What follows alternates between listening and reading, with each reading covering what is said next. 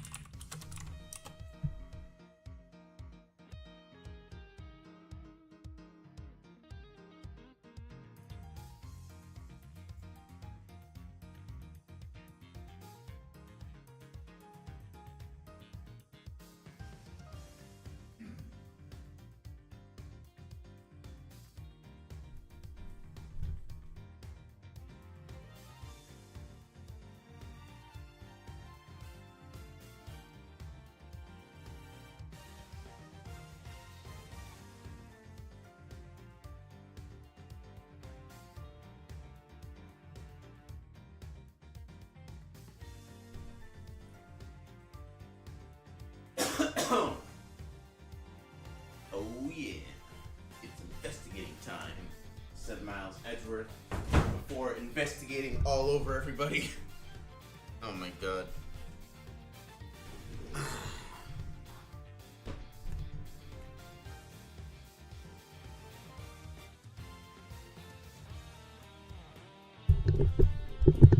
I get my microphone on the thing.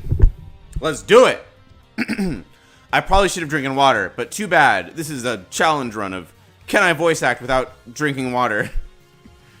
Whatever. I don't care. Let's just get over with.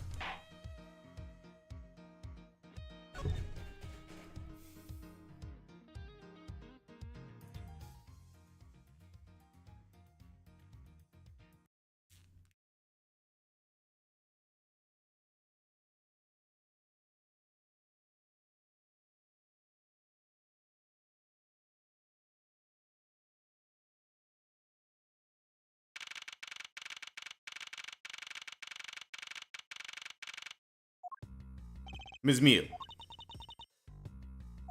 Ms. Meal! Do you recall what you said earlier? About when you answered some service calls as we were departing from Zhengfa? You said that Mr. Hicks was sitting in his seat at that time. However, that is simply not possible, because Mr. Hicks was dead long before we were touched down in Zhengfa. Miss Emmy Meal! Me, I didn't see what I thought I did. No one could make a mistake so large, Ms. Meal. I make kind of boo all the time. Ugh. This is going nowhere. There must be a better way of resolving this contradiction. Very well. Ms. Meal, if you please, tell me about your alibi during the time span. From just before we were to land at 3 a.m. and 6 a.m. when the body was found. I only am a suspect, Mr. Edgeworth.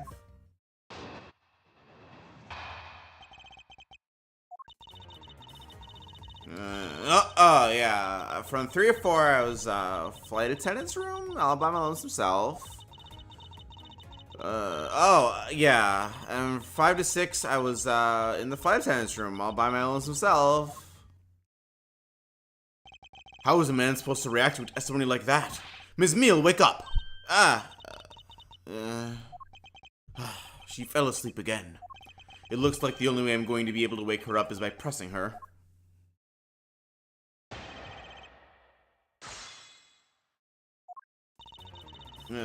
Oh, yeah. 3 to 4, I was, in the flight attendant's room all by my lonesome self. Oh, yeah. And 5 to 6, I was, in the flight attendant's room all by my lonesome self.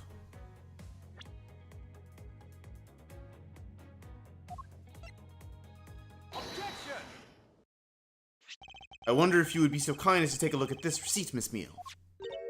Receipt for what? It's for the suitcase Miss Turnabout bought. Now, if I may direct your attention to the timestamp. As you can see, it clearly says 5:40 a.m. Miss Turnabout. Yes. Why is a killer here? I thought you'd ever locked up by now. I requested that she be present as a witness, so that we may straighten out your complex lie. Now then, Miss Turnabout, between the hours of 5 and 6 a.m., you took a trip from first class down to the first floor in-flight shop, correct? Yes, I went to the shop to buy a suitcase. After which, I went straight to the attendant's room to drop it off. And did you see Ms. Meal there at that time? No. So, Ms. Meal, where were you really between the hours of 5 and 6 a.m.? Miss Emmy Meal! Bathroom? I'll be the one to ask the questions here. Yeah, May, that's it. I probably just missed her. Nature calls, you know? Do you take me for a fool? That's a little too convenient to be true. It's the truth. Cross my heart. Ugh, I don't have enough conclusive proof to counter-argue her at this stage. You don't believe me, do you? Please, won't you give me a chance to hear me out? Look, I know you're respecting me because I'm one of the crew, but you think maybe you should also suspect Rhoda, too.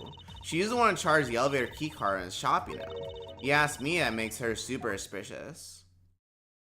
Please leave Miss Tenera out of the conversation. Only you are under suspicion for now. I don't get it. Why are you covering for Miss Rhoda all of a sudden?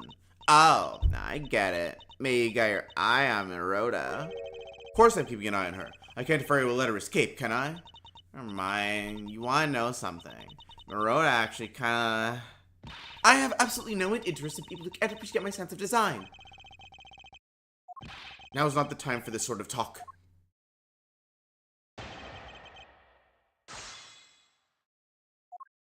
Look, I know you respect me because I'm on crew.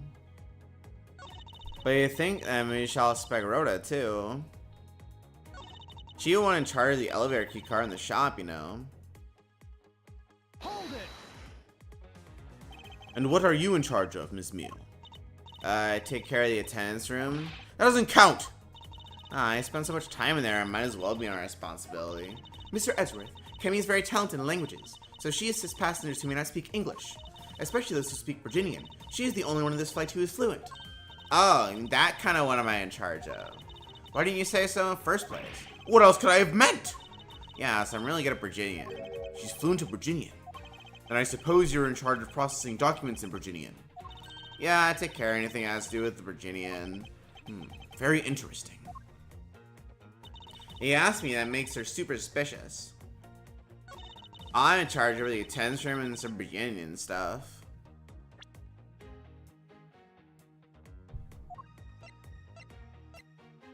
Objection! So you are the only one in this flight crew that speaks Virginian. Is that correct? Yeah, I guess so. I saw I brought him Virginia for a while. If that is the case, then the signature on this document belongs to you, doesn't it? This is a falsified piece of documentation with only one purpose, to lead anyone who read it to believe that Mr. LeBlanc's statue was located in Europe. The only person who could have either prepared or processed this document in Virginian is you, Miss Mead. Without your participation, the smuggling of the Alifred could not have occurred! Don't sleep while I'm pointing my finger at you! Oh, I wouldn't dream of falling asleep on you, Mr. Edgeworth. It is exactly as you say. Are you confessing to having participated in the smuggling? No, far from it. It's true that I was the one who signed off on that document, but you can't use that fact alone to make your allegation of smuggling stick. There's no direct correlation after all. All you have is my signature on a piece of paper. Really? All you did was sign it. I neglected to check if the card could have been loaded onto the plane properly. So, sorry about that. It seems that she's finally woken up. This is going to be one tough fight. Suppose, and this is just supposition, even if I was involved in the smuggling, you can't throw the charge of murder on me just like that. Objection! If you were involved in the smuggling, you would have a strong motive to kill. Agent Hicks was in the middle of an investigation regarding a smuggling ring, and just when he was about to close in, he's killed by a member of that ring. Well, did you ever stop to think that maybe Rhoda is the smuggling ring member? After all, unlike me, Rhoda's access to many things on this plane for work purposes. So perhaps there is some element of a setup at play in this case. What are you talking about? Don't worry, I wasn't talking about you. I meant the killer. First it was myself, and now it's Miss Tenero who is under the microscope. Seems to me that our killer is going to great lengths to this crime at anyone they can.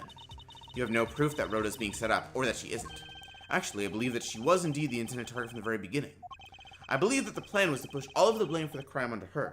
And this evidence will prove my suspicions. This proves that the killer was out to frame Miss Tenero from the very beginning.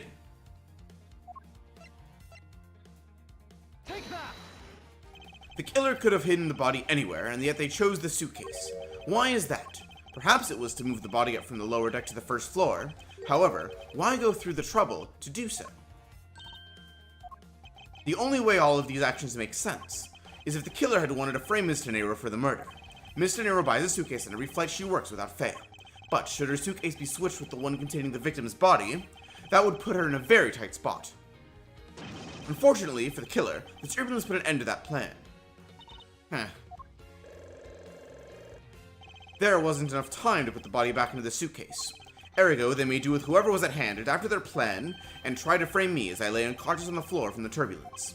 The killer then went to hide the suitcase in the in-flight shop, and brought the piggy bank back to the elevator in order to fabricate a false weapon. A lot of work for a fruitless endeavor, wouldn't you agree? Sounds like the killer had a tough time too, huh? I mean, why did the killer need to frame someone that badly anyway? That is because of the special circumstances surrounding this particular case. What special circumstances could the need for the killer to frame someone? The special circumstance is simply that the murder took place on a plane mid-flight. No matter which country, customs is quite strict in this day and age. So no matter what you do, the chance that the body will be found is very high. Therefore, there was no choice but to frame either Miss Tenero or myself. In other words, the only one who fits within the boundaries of the criminal's movements is not Miss Tenero or myself, but you, Miss Camille. Only you and you alone can be the killer. And... Are you done already? I was about to fall asleep again. Anyway, let's be honest here. You don't have anything on me other than a whole lot of circumstantial evidence. Ugh. I can see the outline of how the murder occurred, but I have no definitive evidence. And isn't there a piece of evidence that's still unaccounted for?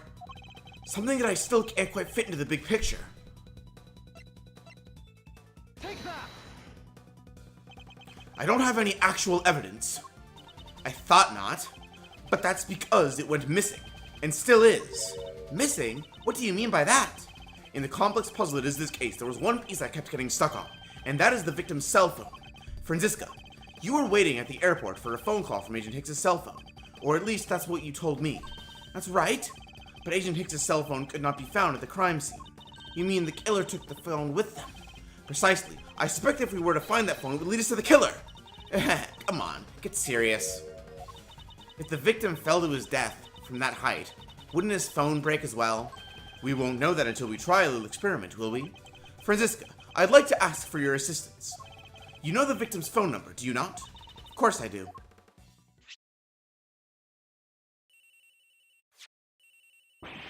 Agent Nix's phone, it's ringing from somewhere, sir. I hear it, detective. Now where is it coming from?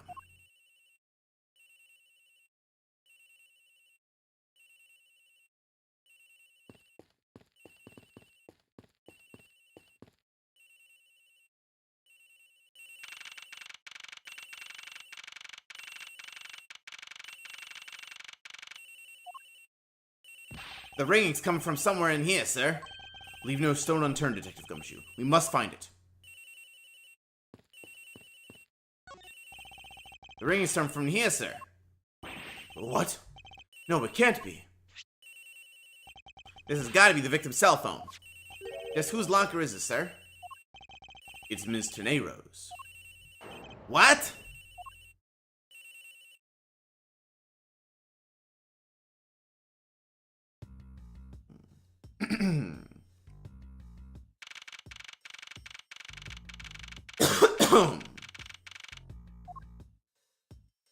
So, Mr. Edgeworth, how did it go?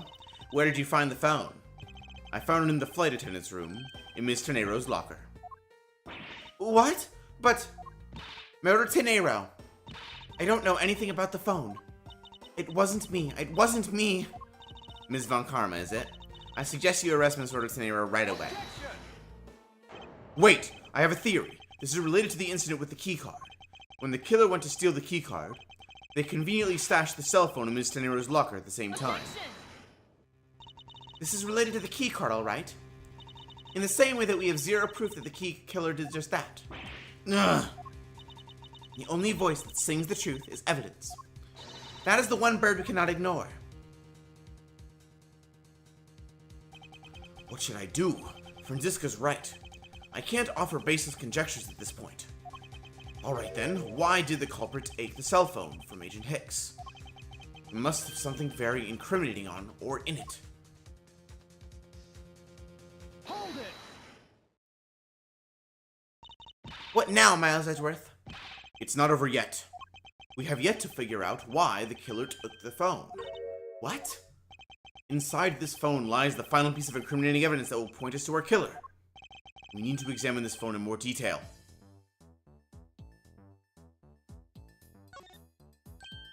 Ah, it's a camera lens. Come to think of it, I wonder, how exactly was Agent Hicks planning to preserve the crime scene of his smuggling? Franziska, I need you to confirm something. This cell phone, can it take pictures? Mr. Edgeworth, I can't believe you don't know about this kind of basic stuff, sir. This looks like a very similar model to my own, and mine can take photos just fine. Do you think Agent Hicks could have taken some pictures with this? In particular, pictures as evidence for his smuggling case. If so, I say there may be some very inconvenient photos in here for our killer smuggler. But the phone's all busted up, sir. Even a super prosecutor can't repair a broken phone. Ugh, I'll find a way, don't you worry about that. Oh, back to sleep now. Objection! The LCD screens on the inside and outside are broken, that's for sure. But that's also reason enough to believe that the killer wasn't able to erase the data. What? What do you mean by that, Franziska? It looks like our killer isn't very familiar with electronics. This phone still rings when I call it, meaning that only the LCD screens are broken. It's possible that the photos are still there inside, waiting to be accessed. All we need to do is transfer the data to my phone. Franziska, your phone if you please. Very well. It's transferring. Alright, displaying it now. This is... Agent Hicks was most certainly trying to obtain some evidence for a smuggling case. Hey, the Alfred's nowhere in this pic, sir. But this has no meaning as a piece of evidence in this murder case, right? Ah, she's right. There's not much we can find out from this about Agent Hicks' killer, sir. Is this it? Is this the end? Is there really nothing in this photo that we can use? What's all this? Huh? Oh, they are a cargo ship from Virginia to Zhangfa. So the reason they aren't here now is that they were dropped off in Zhangfa. Mr. LeBlanc, can you tell me the contents of the boxes? Unfortunately, there is no English written on them anywhere. One cluster of boxes written in Virginian. It says, it is cloth in English. Cloth? Could it be? Is this where the killer... What? What is for that scary face? Ms. Meal. Yes? It appears that Agent Hicks was no ordinary investigator. He left us with a piece of evidence, after all. A striking piece that will point out who his killer is! Heh. Maybe you shouldn't force your mistaken reading of a simple picture, Mr. Edgeworth. The Virginian cargo in this piece of evidence will point us straight to the killer.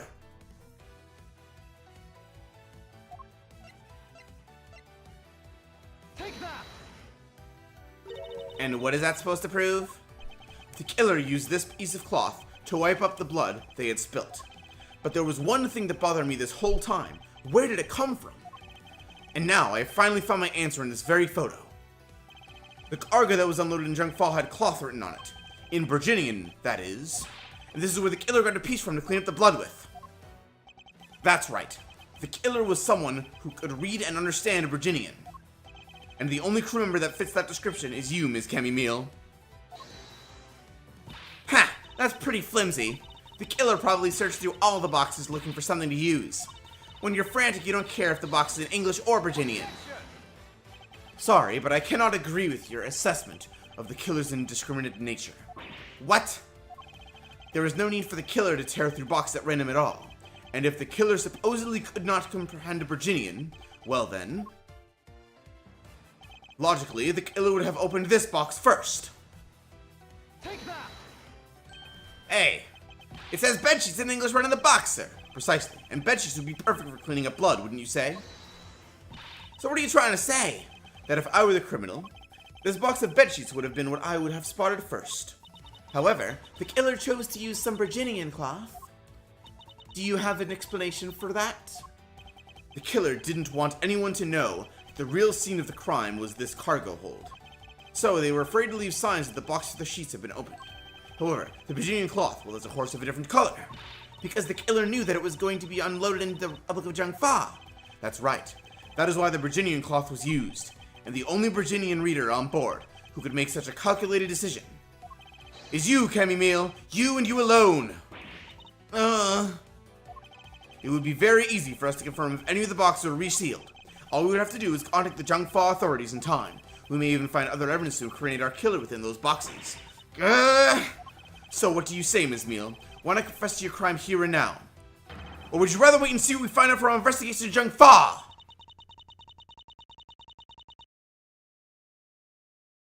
Oh, no!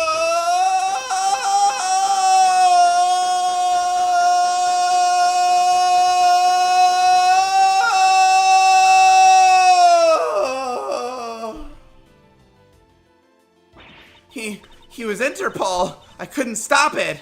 I brought him here. He started taking pictures. I couldn't be found out. I was scared. I was in trouble. I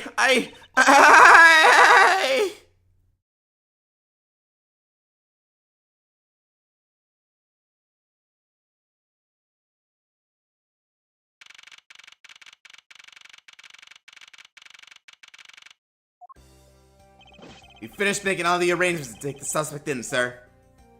Very good, detective. What about the smuggling route? Did you say anything about that? I've taken her down to the precinct now. Hopefully we can get more out of her there. Whenever we even approached the topic, she just started foaming at the mouth. It was scary, sir. She probably wasn't prepared to commit a murder all of a sudden. One thing is for sure, the ring behind this whole mess means serious business. It looks like there's a lot more to this case than meets the eye. Mr. Edgeworth, I just wanted to say how much I appreciate everything you did. Thank you very much. It was nothing. In fact, I should be the one thanking you for your cooperation. But truly, if it wasn't for you, I might not be here right now. Instead, I can continue to serve our passengers as a flight attendant. I hope that, well, please accept this as a token of my appreciation. That's... I see. You don't have to take it if you don't want it. No, I mean, I would never turn down a lady's generous offer. Oh, thank you. I'm sure it will serve you well. And remember, we here at GoU Airlines are always ready to serve, Mr. Edgeworth. Thank you. I'll keep that in mind. Now I must bid you farewell. May all your skies be blue no matter where you go.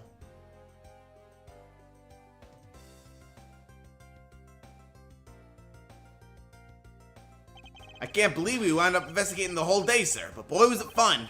Speak for yourself. My day was filled with earthquakes, elevators, and false charges. By the way, where's Francisca? She's filling out some customs paperwork for her departure. Departure? Yeah, Ms. Von Karma's always really busy, sir. She's been flying from country to country to chase down some leads regarding her case. Detective, can you cancel the car I had you reserve earlier? You got it, sir.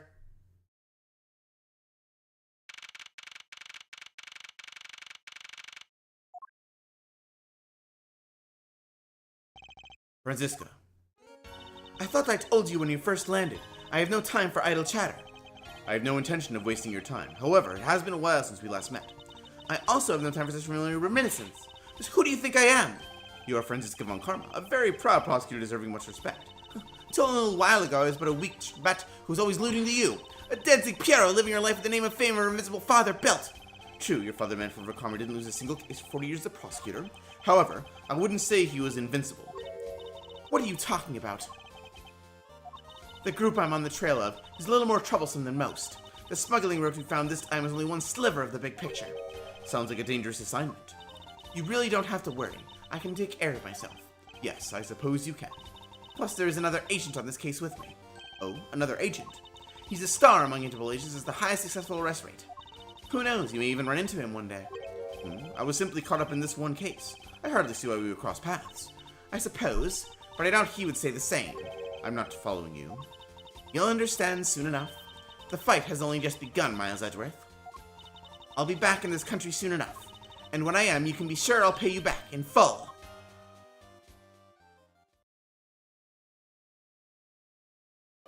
And just like that, she's gone, huh, sir? Thank goodness. I can finally rest easy knowing I won't have to watch out for a whipping. Detective Gumshoe, I want to thank you for all your help and cooperation. It was nothing, sir. I was just happy to be able to work with you again. I think I'm gonna celebrate by adding a little extra salt to my instant noodles tonight. Just how much did you cut his salary by, Franziska? Detective, I was wondering if you might give me a ride down to the prosecutor's office. Sure thing, sir. I'll even fly down the road in the patrol car if you want. Don't make me remind you, Detective. Safety first. Thus, I solved the first case upon my arrival home. Franziska von Karma, the smuggling route she was after. The leaders of that ring had already put their trump card into play. And the players on the other side of this war, they would begin to make themselves known through the next incident.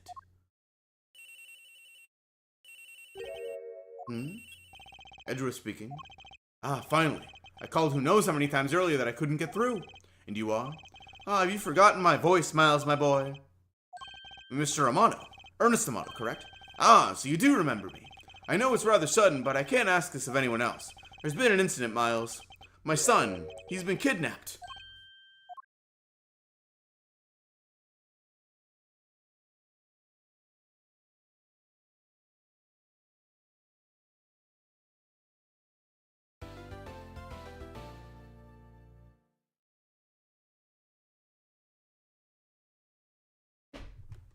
Alrighty. Well, that was only half an hour. I probably could have finished this yesterday. I want to play Frostpunk, so too bad. Frostpunk, by the way, please play it. It's $3 on Steam right now. I bought it. It's goated. It's a good game. It's a great game. Good game. Alright, gaming. Bye.